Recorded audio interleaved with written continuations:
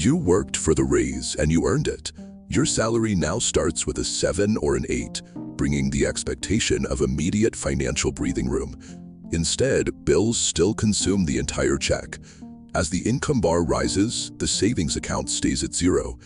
This happens even as your income crosses into the top 30% of households. You out-earn the majority, yet savings remain empty. My name is Ryan. When I crossed $80,000, I felt just as broke as I did when I was making $45,000. A larger paycheck does not translate to more money in the bank. An invisible mechanism is making the raise disappear before it can be saved. The data shows how widespread this is. Exactly 49% of Americans earning $80,000 or more report living paycheck to paycheck. These are solidly above average earners. Nearly half of them are finishing every month with a balance of 0.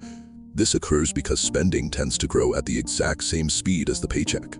Look at the lifestyle scaling. At a $45,000 income, you drive a $15,000 car and rent a $900 apartment. At $80,000, the car becomes $35,000 and the apartment reaches $1,600. The expenses bar rises in perfect tandem with income. The space between what you earn and keep is called the gap. When lifestyle scales linearly, that gap stays at 0. Out-earning your spending is mathematically impossible if every new dollar earned is immediately assigned to a new expense. This automatic spending is driven by the Diderot effect. The Diderot effect is a social phenomenon where obtaining a new possession creates a spiral of consumption that leads you to acquire additional things to match it. Upgrading one single item triggers a chain reaction. Every new purchase creates a sense of inadequacy in the items surrounding it. A nicer apartment demands nicer furniture.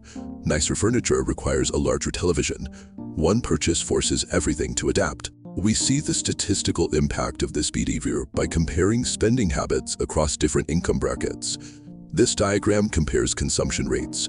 Households earning $30,000 to $49,000 spend 95 cents of every dollar made. Those earning between $70,000 and $99,000 spend 92 cents. Despite the wider pipe of income, higher earners only save 3 extra pennies per dollar. Human psychology naturally pushes us to consume our entire available capacity. Without a specific plan, higher incomes turn into higher consumption rather than wealth. A zero margin gap carries a massive long-term cost. Consider two people who both earn the same $80,000 salary. Person A spends $75,000 a year and saves $5,000. Person B controls their lifestyle creep, spending $55,000 and saving $25,000. After 15 years at an 8% return, the results are lopsided. Person A has $146,000. Person B has $731,000. This $500,000 disparity grew from an identical salary. The only variable was the size of the gap.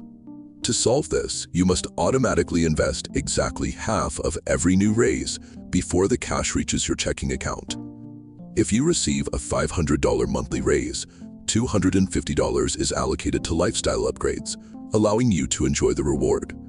The other $250 is instantly diverted into an investment portfolio.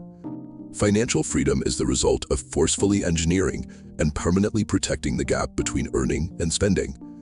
An income of $80,000 is enough to build wealth, provided that gap exists.